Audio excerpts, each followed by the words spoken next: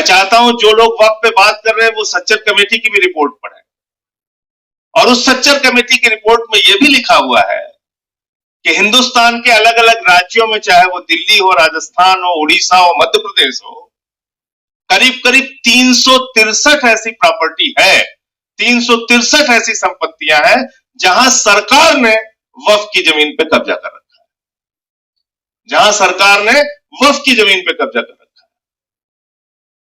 तो आप उन जमीनों को खाली कराइए, ये भी सच्चर कमेटी की रिपोर्ट में लिखा गया है। तो हमने कहा ये आप क्यों नहीं बताते? फिर कहने लगे हमें पसमादा की बड़ी चिंता है, मुस्लिम महिलाओं की बड़ी चिंता है। मैंने कहा इसमें तो कोई रोक है ही नहीं कि मुस्लिम महिलाएं मेंबर नहीं बन सकती, वो पहले से ही है। दूसरा, पसमादा की आपको चिंता है, तो एक सुझाव मैंने भी दिया। मैंने कहा भाई अगर आप ये चिंता आपको है तो ये चिंता आपको हिंदुओं के लिए भी सतानी चाहिए। और देश के 80% दलित, आदिवासी, पिछड़ा और महिलाओं को हिंदू संस्थानों के पुजारी बनाओ, कमेटियों में रखो, उनके बोर्ड में शामिल करो, तब आप बात करो। ये इस तरह की दोहरी बातें करने से फायदा नहीं है।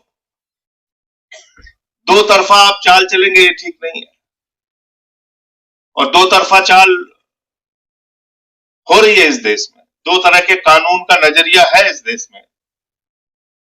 एक अली खान महमूदाबाद के मामले में है और एक विजय शाह के मामले में है। और मैं अदीब साहब से कहना चाहता हूं, आप कोई पोस्ट लिखते हैं, आप कठिन अंग्रेजी में मत लिखा कीजिए। कठिन अंग्रेजी में लिखेंगे तो मुश्किल हो जाएगी। साफ साफ हिंदी में लिखिए, उर्दू में लिखिए, उसका हो सकता है ट्रांसलेट करा ले। अंग्रेजी का तो भाटिया मैडम ने बता दिया कि हम उठा के जेल में डाल देंगे अगर कठिन अंग्रेजी लिखोगे तो ये हो रहा है। तानाशाही से जिस तरह से इस देश को चलाने की कोशिश की जा रही है वो ठीक नहीं है। और कई बार हमारे साथी जब इस बात को कहते हैं कि 1947 में हमने ये फैसला लिया यहां रुकने का, वो सुन के मुझे बहुत दुख होता है। कृपा करके ये कहना बंद कीजिए, ये आपका मुल्क था, है और रहेगा, इसमें कोई भी ये बात करने की जरूरत नहीं। क्योंकि ये बात जब मैं सुनता हूं तो मुझे बहुत दुख होता है। मैंने अपने कई मुस्लिम साथियों से शेयर भी इस बात को किया। मैंने कहा ये क्यों कहते हो कि हमने 47 में निर्णय लिया और सोचा और समझा? रहे भाई, ये आपका मुल्क है, आपने निर्णय क्यों लिया? आपके बाप दादा, आपके पुरखे यहाँ पे रहे, यहाँ पैदा हुए आप, तो आपका मुल्क है, ये कहने की जरूरत नहीं है।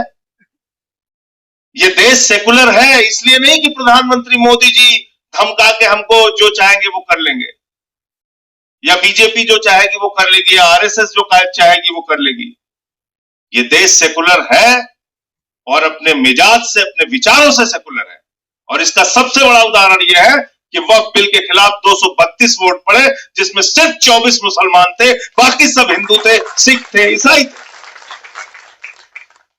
95 वोट राज्यसभा में पड़े, जिसमें मुश्किल से 5 और 6 मुसलमान रहे होंगे, बाकी सब हिंदू थे, सिख थे, ईसाई थे।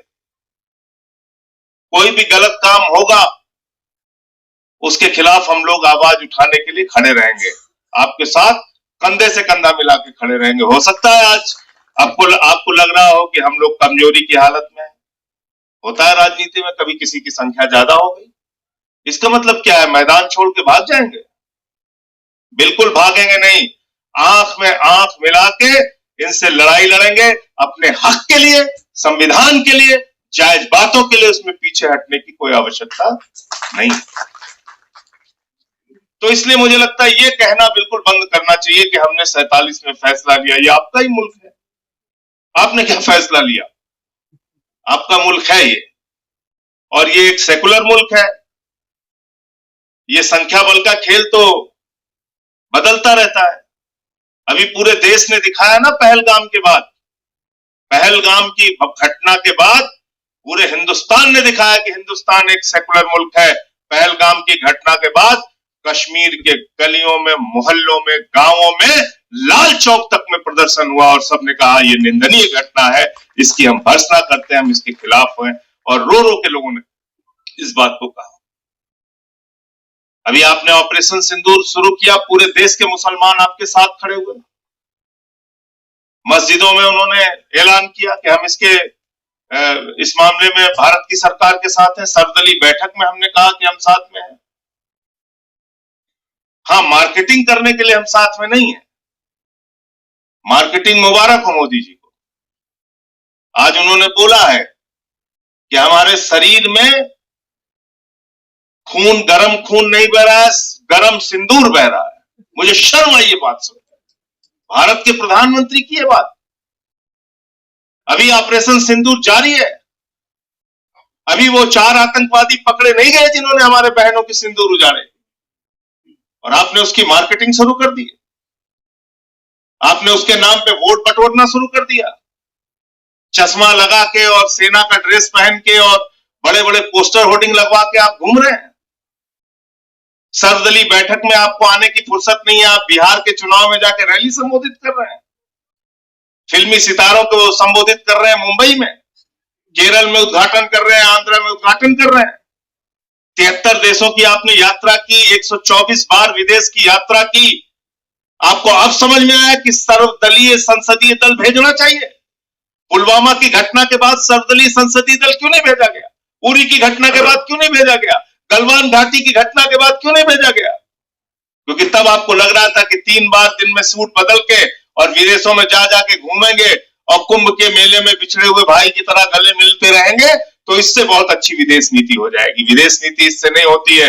विदेश नीति होती है कि जब आप अपने देश के अंदर ऐसा माहौल बना के पैदा करते हैं जिससे पूरी दुनिया आपकी तरफ देखे और आपके समर्थन में खड़ी हो, तब वो उसमें आपको सफलता मिलती है। तब आपकी आवाज में दम होता है। तब आपकी आवाज में दम होता है। तो इसलिए वक्त बहुत ज्यादा हो गया। मैं सिर्फ इतना कहना चाहता हूं कि इस लड़ाई में, कानूनी लड़ाई भी इसकी चल रही है, इस लड़ाई में हम लोग पूरी तरीके से आपके साथ हैं। और ये गैर संवैधानिक बिल है। मैंने जेपीसी में भी इसका विरोध किया, पार्लियामेंट के अंदर भी विरोध किया। जब भी आपने बुलाया आपके साथ आकर इसका विरोध किया। आगे भी जब आप बुलाएंगे आपके साथ खड़े होके इसका विरोध करेंगे, लोकतांत्रिक ढंग से, संवैधानिक तरीके से, और जो अपने अधिकार है उसको लेके आगे बढ़ेंगे। बहुत बहुत शुक्रिया कि आपने मुझे यहाँ बुलाया और अपनी बात कहने का मौका दिया। बहुत बहुत धन्यवाद।